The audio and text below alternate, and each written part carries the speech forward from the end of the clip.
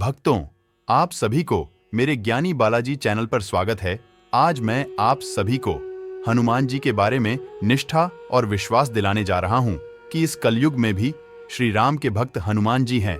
तो आप सब इस वीडियो में बने रहे और श्री हनुमान जी की अमरता और तीनों युगों में भगवान हनुमान जी कैसे कैसे आए और अपना प्रकोप दिखाएं, तो आप सब इस वीडियो में बने रहे और इस चैनल को सब्सक्राइब कर लें।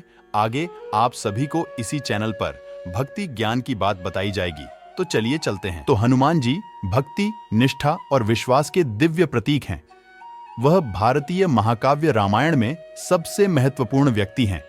संकट मोचन या बाधाओं को दूर करने वाले के रूप में जाना जाता है। उन्हें भगवान शिव का 11वां रुद्रावतार, भगवान शिव का अवतार माना जाता है।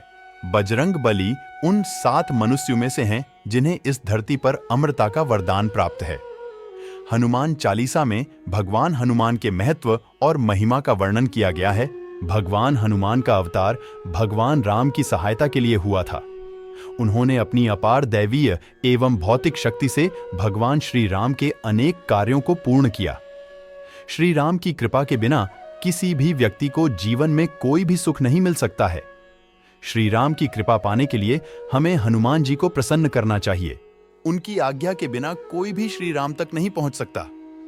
हनुमान जी की शरण में जाने से सभी सुख सुविधाएं प्राप्त होती हैं। हनुमान जी कलयुग में भौतिक रूप में पृथ्वी पर सबसे शक्तिशाली देवता हैं।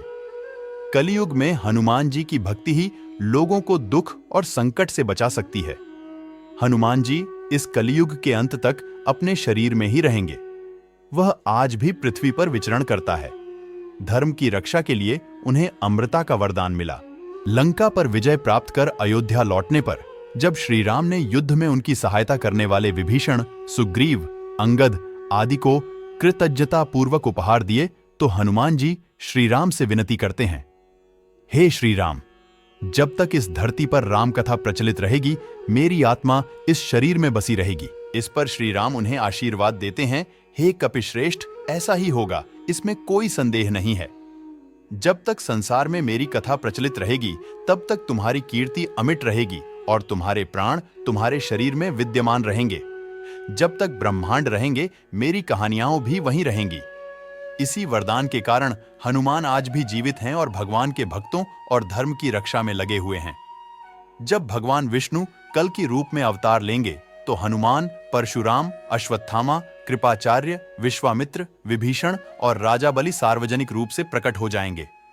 कलयुग में श्री राम और हनुमान जी के प्रति भक्ति रखने वाले ही सुरक्षित रह सकते हैं। हनुमान जी विशाल और वीर हैं और उनका कोई मुकाबला नहीं है त्रेता युग में। हनुमान जी त्रेता युग में पवन पुत्र। हनुमान जी ने केसरी नंदन के रूप में जन्म लिया और वे भगवान राम के ऐसे भक्त बन गए जैसे छाया उनके साथ रहती है। भगवान हनुमान का संपूर्ण चरित्र वाल्मीकि रामायण में मिलता है। द्वापर युग में हनुमान जी। द्वापर युग में भगवान हनुमान भीम का घमंड तोड़ने के लिए उनकी परीक्षा लेते हैं। इसमें महाभारत का बहुत सुंदर प्रसंग है। भीम एक बूढ़े वानर से अपनी पूंछ रास्ते से हटाने के लिए कहते हैं। बूढ़े वानर के वेश में हनुमान जी कहते हैं कि तुम इसे हटा सकते हो, लेकिन भीम अपनी पूरी ताकत लगाने के बाद भी पूंछ नहीं हटा पाते। तब भीम को एहसास हुआ कि बूढ़ा वानर कोई और नहीं बल्कि स्वयं हनुमान जी हैं और उन्होंने क्षमा मांगी। कलयुग में यदि मनुष्य पूरी श्रद्धा और विश्वास के साथ हनुमान जी की शरण में आ जाए, तो उसे तुलसीदास जी की तरह हनुमान और श्री राम दर्शन होने में देर नहीं लगेगी। कलयुग में हनुमान जी अक्सर अपने भक्तों को अपने अस्तित्व का एहसास कराते रहे हैं।